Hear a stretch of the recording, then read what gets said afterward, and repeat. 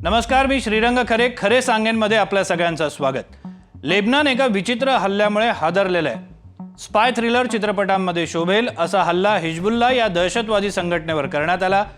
खरे सांगेनमध्ये मी आज दहशतवादी पेजर का वापरतात या मागच्या खऱ्या बाबी आपल्यासमोर मांडणार आहे। पहिले घटना काय घडली ते पाहूया। मंगळवारी दुपारी 3:30 वाजण्याच्या सुमारास लेबननमध्ये वेगवेगळ्या ठिकाणी लहान लहान स्फोट झाले। स्फोट लहान होते, मात्र त्यांची तीव्रता जास्त होती। या स्फोटामध्ये आतापर्यंत 9 जण दगावले असून 2700हून अधिक जण जखमी झालेले आहेत। मोबाईलचा उदय होण्यापूर्वी भारतासह जगभरात पेजर मोठ्या प्रमाणावर वापरला जात होता। पेजरवर शॉर्ट मेसेज वाचण्याची सोय होती। मोबाईल जसजसा प्रगत होत गेला तसतसे पेजर्स लुप्त होत गेले। मग लेबननमध्ये असं काय घडलं की लोकांनी मोठ्या प्रमाणावर पेजर वापरायला सुरुवात केली, असा प्रश्न निर्माण होणं स्वाभाविक आहे। पेजर म्हणजे काय? पेजर हे एक संपर्कासाठीचं खिशात मावेल इतकं छोटं उपकरण आहे। पेजरवर मेसेज वाचता येतो। 1980 नंतरची पुढची काही वर्ष पेजर मोठ्या प्रमाणात वापरला जात होता। पेजर्सला बीपर देखील म्हटलं जातं, कारण मोबाईलमध्ये जशी रिंगटोन असते तशीच पेजरमध्ये मेसेज आल्यानंतर एक बीप वाजते।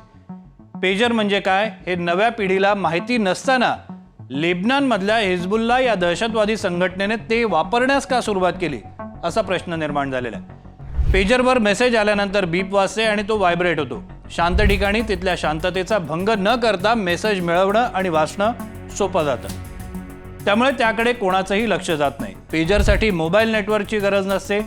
सुरक्षा यंत्रणांच्या नजरेत न येता संदेश पाठवणं पेजरमुळे शक्य होतं। यावर नजर ठेवणं देखील तितकंच कठीण असतं। रेडिओ सिग्नलद्वारे मेसेज पाठवले जातात, त्यामुळे त्यांचा माग काढणं अतिशय कठीण असतं। बंदिस्त जागी जिथे मोबाईलचं नेटवर्क येत नाही, फोनही लागत नाही, तिथे देखील पेजरवर मेसेज प्राप्त होऊ शकतात। जाड भिंतींच्या आड दडल्यानंतर पेजरवर मेसेज मिळू शकतात। पेजर एकदा चार्ज केल्यानंतर बरेच दिवस चालतो। पेजरच्या बॅटरीचा स्फोट हा तांत्रिक समस्यांमुळेच किंवा काहीतरी छेडछाड केली तरच होऊ शकतो।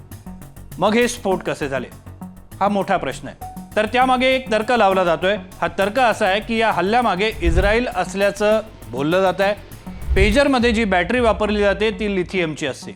लिथियमची बॅटरी वाहनांमध्ये देखील वापरली जाते। लिथियमची बॅटरी गरम झाली तर आग लागू शकते। ही बाब माहिती असल्यानं इस्रायलने या पेजरमध्ये आधीपासूनच 10 ग्रॅम वजनाची स्फोटकं लावून ठेवली होती असं म्हणतात। हिजबुल्लाच्या एका टॉपच्या नेत्याचा ड्रोन हल्ल्यात खात्मा करण्यात आला होता। यासाठी इस्रायलनं त्याच्या मोबाईलद्वारे मागोवा काढला होता। यापासून धडा घेत हिजबुल्लानं मोबाईलऐवजी पेजरद्वारे संपर्क साधण्याचा निर्णय घेतला होता। इस्रायलला आधीपासूनच माहिती होतं की हिजबुल्लाचे दहशतवादी संपर्कासाठी आता मोबाईलऐवजी पेजर वापरणार आहेत। त्यामुळे इस्रायलनं पेजर तयार करतानाच त्यामध्ये स्फोटकं लावली होती असा दावा केला जातोय। इस्रायलने मंगळवारी हे पेजर हॅक केले, ज्यामुळे त्यांची बॅटरी गरम झाली आणि स्फोट झाले असा आतापर्यंत दावा केला जातोय।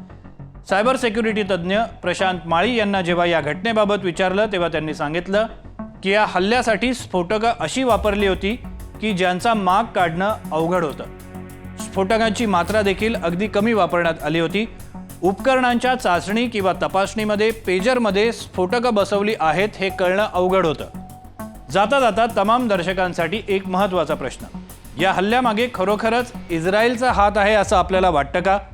आपली मतं आमच्यापर्यंत कॉमेंट बॉक्सद्वारे नक्की पोहोचवा, कारण आपल्या प्रतिक्रिया आमच्यासाठी बहुमूल्य आहेत। व्हिडिओ आवडल्यास शेअर करा आणि आम्हाला सोशल मीडियावर फॉलो करायला विसरू नका। धन्यवाद।